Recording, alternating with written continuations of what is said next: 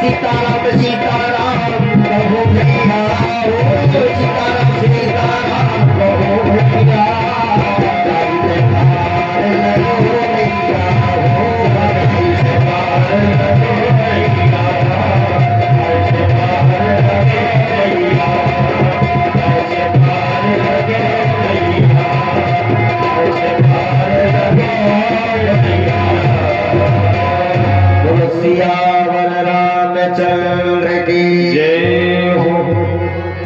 बड़ी श्रद्धा के साथ हम सभी ने भगवत नाम संकीर्तन किया। किसी ने एक बार गोस्वामी जी से पूछा, महाराज एक बात मेरे समझ में नहीं आती है, कोई भी कथावाचक हो, कोई भी संत विद्वान हो, व्यास मंच पर बैठने के बाद में अपने भक्तों के साथ में बीच में बैठने के बाद में केवल एक ही बात क्यों कहता कि 2 बार परमात्मा का नाम लो। अच्छा, भगवान की कथा हो रही, राम जी की कथा हो रही, या दिन में हम पूज्य व्यास जी के द्वारा श्रीमद् भागवत कथा को सुनते हैं, तो व्यास जी भी यही कहते हैं मंगलाचरण करने के बाद कि 2 बार परमात्मा का नाम लिया जाए। तुम्हारा सही बताओ ये क्यों लिया जाता है, कारण क्या है? अच्छा, भगवान की कथा हो रही, उस कथा में ना जाने कितने बार परमात्मा का नाम बीच में आता है, बीच में ले लेंगे, शुरुआत में लेने की क्या जरूरत है? तो गोस्वामी जी ने कहा जैसे इस कथा को सुनने के नियम है। सुनने के क्या नियम बोले? मन को एकाग्र करके कथा को सुनना चाहिए, भगवान की भक्ति में रम करके भगवान की कथा को सुनना चाहिए, और उसी प्रकार से इस कथा के कहने के भी नियम है। तो उस व्यक्ति ने पूछा, महाराज कहने के क्या नियम है? तो कहा इस कथा को कभी 3 लोगों को नहीं सुनानी चाहिए। बोले कौन से वो 3 लोग हैं? कहा सुनो वो कौन से 3 लोग हैं। काया ही न क्रोधी कपटी कामी, जो मन लाए भजे नहीं स्वामी। 3 लोगों को नहीं सुनानी चाहिए, क्रोधी को नहीं सुनानी चाहिए, कपटी को नहीं सुनानी चाहिए, कामी को नहीं सुनानी चाहिए। तो उस व्यक्ति ने पूछा, महाराज सही बताना, जहां पर भगवान की कथा हो रही हो, अच्छा कोई अचानक कपटी आके बैठ जाए, कामी आकर के बैठ जाए, क्रोधी आकर के बैठ जाए, अच्छा सही बताना किसी के माथे पे तो लिखा है कि ये क्रोधी है, कपटी है, कामी है, और ना किसी की मार्कशीट बनी है कितने नंबर से क्रोधी है। अगर वो भगवान की कथा सुनने आए, क्या भगवान की कथा कहना बंद कर दे? तो बोले भगवान की कथा अगर हो रही हो तो वहां बंद भी नहीं करना चाहिए। तो कहा महाराज इनकी पहचान कैसे होगी? बोले पहचान करने के लिए हमने रामचरितमानस में एक बहुत अच्छा दोहा लिखा, और उस दोहे को अगर पढ़ोगे तो उसकी पहचान हो जाएगी। बोले कैसे पहचान होगी? का सुनो, तुलसी पिछले पाप दे, हरि चर्चा न सुहाए, जैसे ज्वर के चढ़त ही भूख विदा हुई जाए।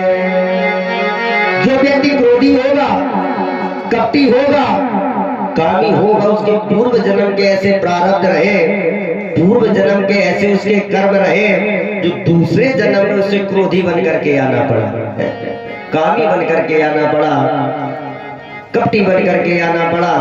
अच्छा उसके पूर्व के प्रारब्ध ऐसे, तुलसी पिछले पाप थे, हरि चर्चा न सुहाए, उसे जहां भगवान की कथा हो रही होगी वहां उसका मन नहीं लगेगा। जबरदस्ती किसी के कहने से, बार बार पत्नी के कहने से, पड़ोसियों के कहने से भगवान की कथा हो रही सुनाओ, आ तो जाएगा सुनने, लेकिन उसका मन भगवान की कथा में नहीं लगेगा। फिर भी अगर यहाँ सुनने आ गया और किसी ने जबरदस्ती ला करके उसको पांडाल में बैठा भी दिया, तो उसको भगवान की कथा से कोई मतलब नहीं। परीक्षित जी सही बताना, आपको अगर बुखार चढ़ा हो और आपके सामने 56 भोग लगा करके थाली रख दी जाए, तो आप ये बताओ भोजन अच्छा लगेगा? उसके पूर्व के प्रारब्ध ऐसे रहे कि उससे भोजन रूपी ये कथा कभी अच्छी नहीं लगेगी। इसलिए गोस्वामी जी ने कहा, एक बार राम जी से भी पूछा गया, प्रभु सही बताना, ये जो आपके नाम है राम 2 अक्षरों वाला है, तो कहा महाराज सही बताओ 2 अक्षरों में है क्या? राम जी बोले सही बताएं, अगर तुमने हमसे पूछा इन 2 अक्षरों में क्या है, तो ये तो हम भी नहीं बता सकते। राम न सकई नाम गुण गाई। राम जी कहते मैं अपने नाम का गुणानुवाद स्वयं नहीं कर सकता हूँ। तो कहा इस नाम में है क्या? तो एक संत ने बहुत अच्छा एक छंद लिखा और उस छंद में सारे तीर्थों का नाम आया। बड़ा अच्छा छंद, ध्यान से सुने। एक बार अयोध्या जाओ, दुई बार द्वारिका जाओ, 3 बार जाएंगे त्रिवेणी में नहाओगे। अच्छा इतने से भी मन न भरे तो और थोड़ा आगे बढ़ जाओ। 4 बार चित्रकूट, 9 बार नासिक में, बार जाए बद्रीनाथ घूमे आओगे। और 8 बार काशी, केदारनाथ, रामेश्वर, गया जगन्नाथ आदि चाहे जहां जाओगे। लेकिन जितने फल हो तो सब तीर्थन में जाए थे, उतने फल हो एक राम नाम गाए थे। जो फल हमें आपको तीर्थों में जाने से मिलेंगे, अगर अयोध्या जाओ, प्रयागराज जाके संगम में नहा के आओ, वही फल जो हमारे इस ग्राम में संगम लगा, वो ये 7 दिन का आयोजन हर वर्ष होता।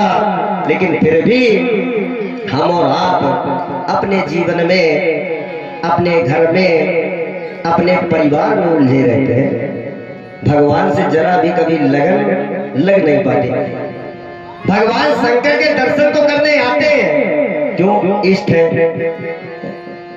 दर्शन किए और दर्शन करने के बाद में अगर भगवान की कथा हो रही, सोचते वही रूरा से पंडित जी आए भगवान की कथा सुनाने, 20 साल से आ रहे हैं। अगर भगवान की कथा में मन लग गया और भगवान के इस प्रेम में मन लग गया, तो परिवार जो है ना आपका, ये परिवार साथ नहीं देगा। अगर साथ देगा तो हमारे आपके द्वारा सुनी हुई भगवान की ये कथा, संतों महात्माओं के दर्शन, यही केवल जीवन में काम आएंगे। परिवार कहाँ तक साथ देता है? डोली चढ़ कर आई पत्नी, अपना समझते, कांधे कांधे जाएगी, तन मन धन सब कुछ दे देगी, पर कांधा ना दे पाएगी। सबका साथी स्वयं बनाकर, स्वयं का साथी कोई नहीं। जन्म के साथी माता पिता है, कर्म का साथी कोई नहीं। और ये बिटिया तो रो लेगी घर तक, पर बेटा साथ न छोड़ेगा। दफन करेगा मिट्टी में या जला जला सर फोड़ेगा। जायदाद के साथी लाखों है, हम दम का साथी कोई नहीं। जन्म के साथी माता पिता है, कर्म का साथी कोई नहीं। कोई परिवार साथ नहीं देता।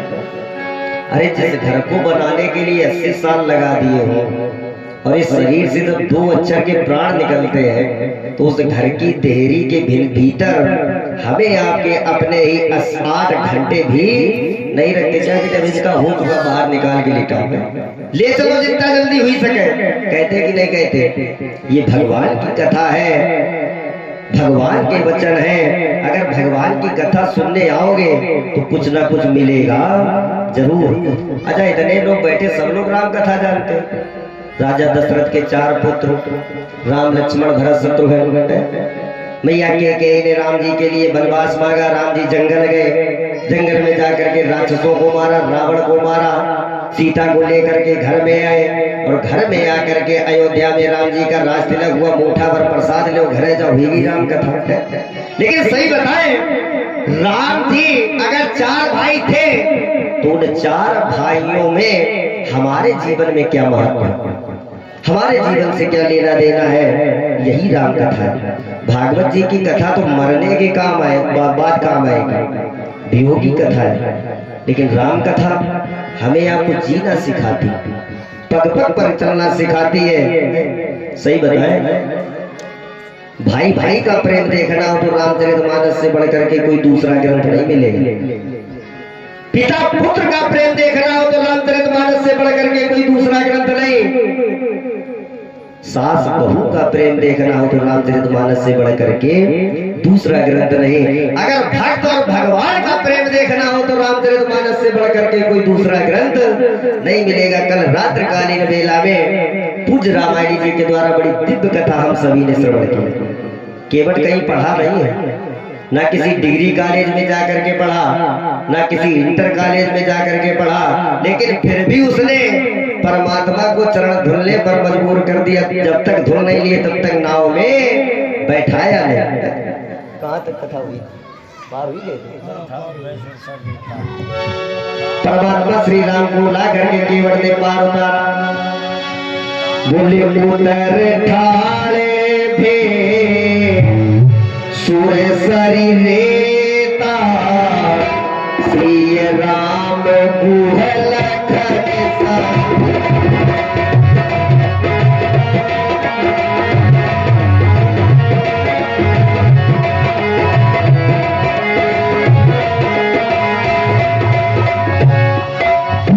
उतर ठाले भे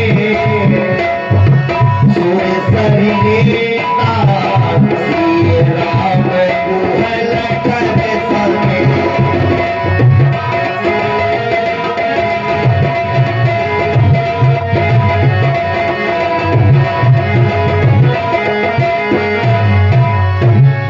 राम जी गंगा के किनारे उतर करके खड़े हुए।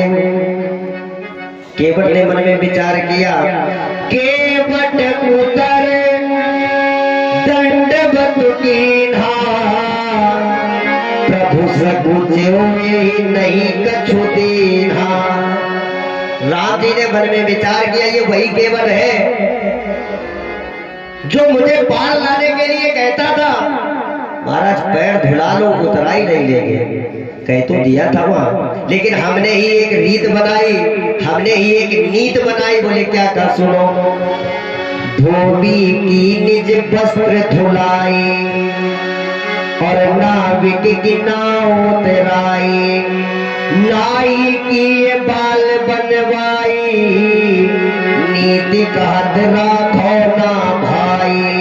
हमारी बनाई हुई नीत आज झूठी पड़ जाएगी। अगर केवट को मैंने कुछ ना दिया तो ये मन में विचार करेगा। राम जी सोच में पड़े।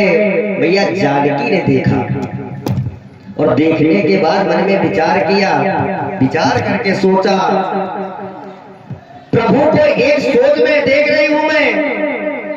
केवट ने कह तो दिया था महाराज उतराई नहीं लेंगे, लेकिन ये सोच रहे कि केवट को मैंने कुछ नहीं दिया। इतनी माताएं बैठी, ये पहचान भी जाते हैं कि पति का आज मन कैसा है, पहचान जाती कि नहीं है?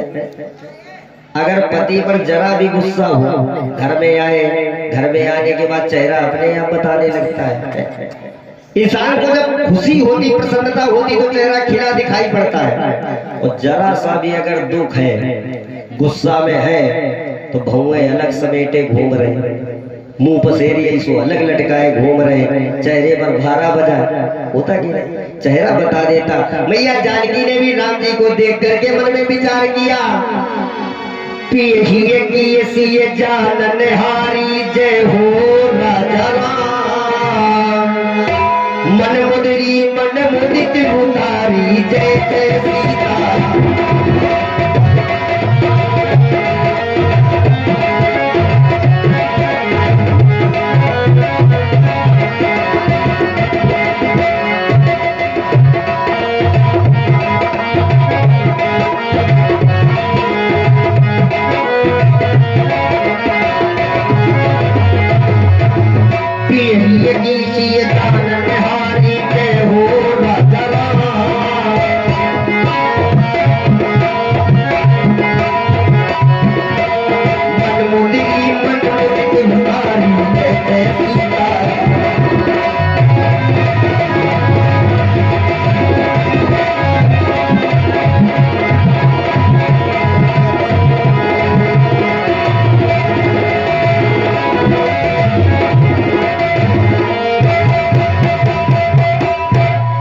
मैया जानकी ने मन में विचार किया, परीक्षित जी हो चुका था का ये नहीं हुआ। मैया जानकी ने सोचा प्रभु उदास लग रहे, हाथ में पहने हुई एक मणि मुद्रिका यानी अंगूठी उतार करके राम जी के हाथ में रख दी। लो प्रभु, अच्छा आजकल की होती तो यही गाती सुनो, अपो तो सब लुटाया है, भैया का दैया है। अब ये मैके की एक अंगूठी बची, वो के पीछे तुम पड़े हो, तुम जानो तुम्हारा काम जाने, ये हम देवे वाली नहीं। लेकिन भैया जानकी ने मन में विचार किया, विचार करके उतार करके दे। काया हूँ कृपाल, रानी ने जाकर के केवट से कहा, केवट ये उतराई लो अपनी। केवट ने पैर पकड़ लिए।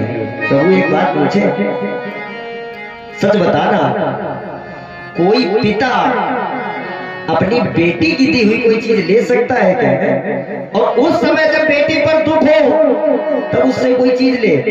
लक्ष्मण पास में खड़े, लक्ष्मण कहने लगे भैया समझा लो केवट का। राम जी ने पूछा क्यों? बोले ये कह रहा है कि बेटी मैया जानकी इसकी बेटी कैसे हुई?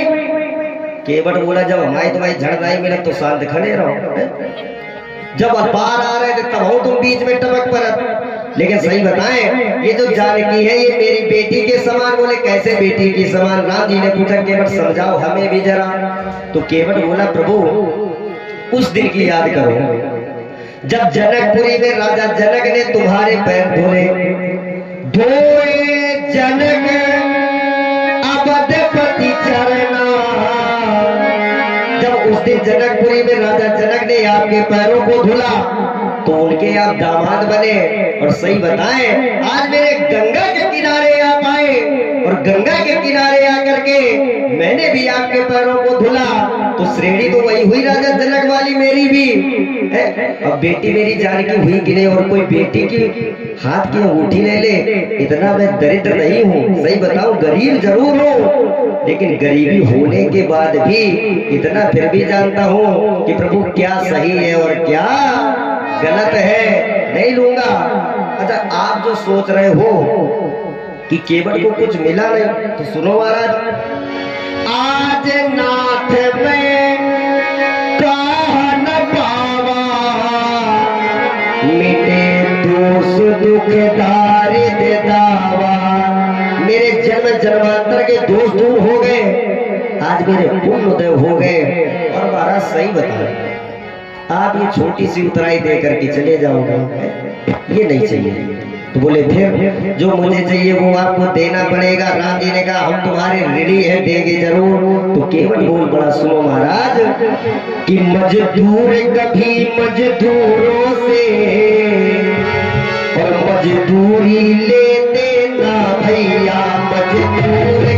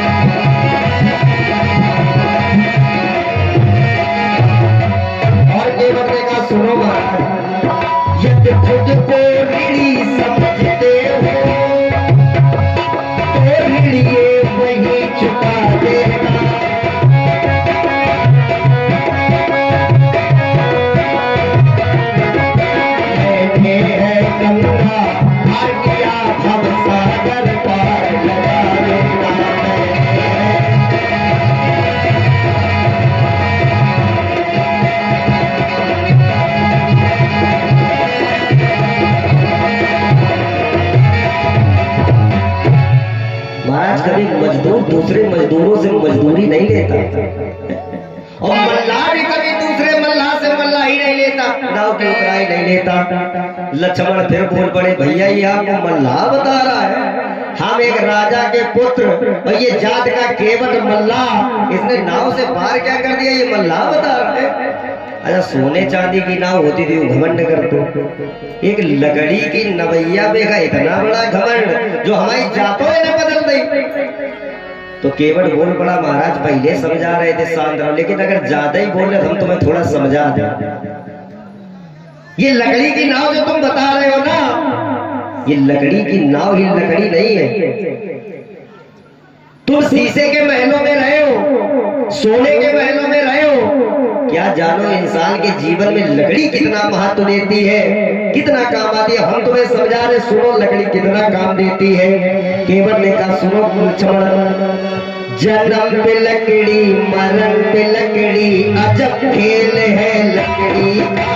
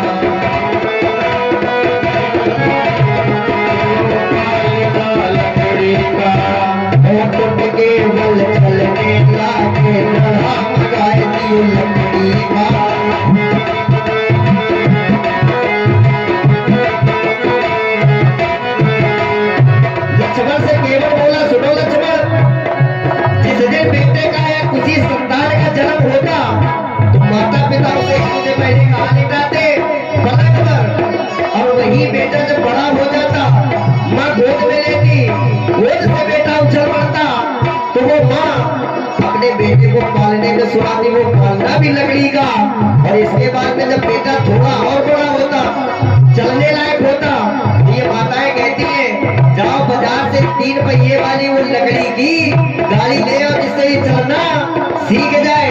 और बेटा जब उससे भी बड़ा होता तब 7-5 की उम्र भई तब पाटी पेंसिल लकड़ी का।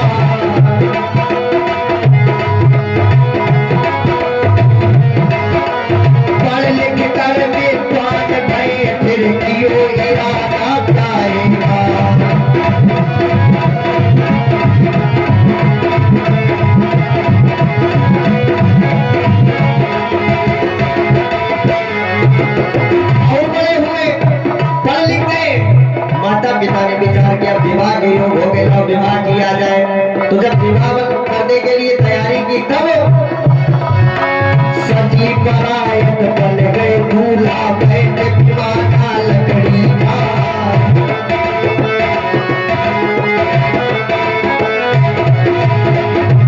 अच्छा इतने बुजुर्ग जो बैठे परीक्षित जी बताना, जब पहले के समय में बारात जाती थी काहे से जाती थी? बैलगाड़ी से। तो लोग क्या कहते थे? विमान जा रहे कहते थे। पढ़ लिख कर फिर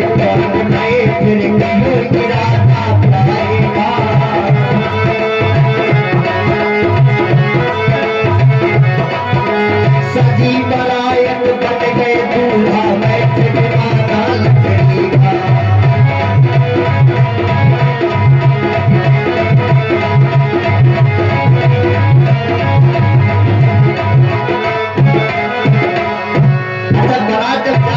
लड़की के यहाँ पहुंचती तब लड़की वालों को पता चलता, वो क्या करते हैं? पहुंची बरात नैया वाले तो पलंग डाल दिए लकड़ी का।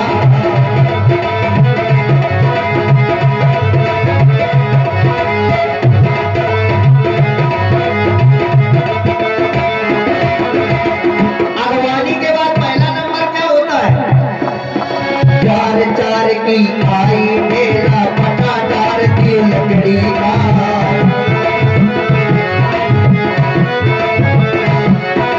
पत्नी के संग में परी भावरे लकड़ी का।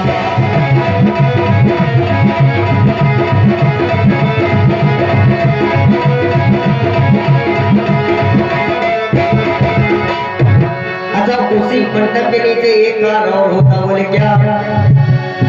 कहे हमारे पीछे बहुत अच्छे सुयोग यज्ञाचार पूज बड़े भैया विपिन तिवारी जी बेटे ये भी जानते हैं।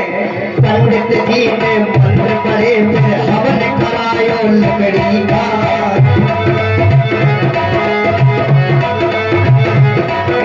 पत्नी मिली जब पिता कराई सज पाई लकड़ी का।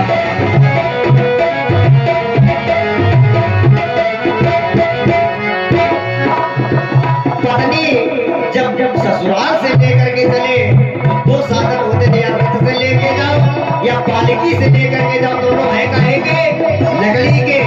और जब जाकर के घर में पहुंचे तब आन गृहस्थी लघु तमाचा ढूंढते लकड़ी का।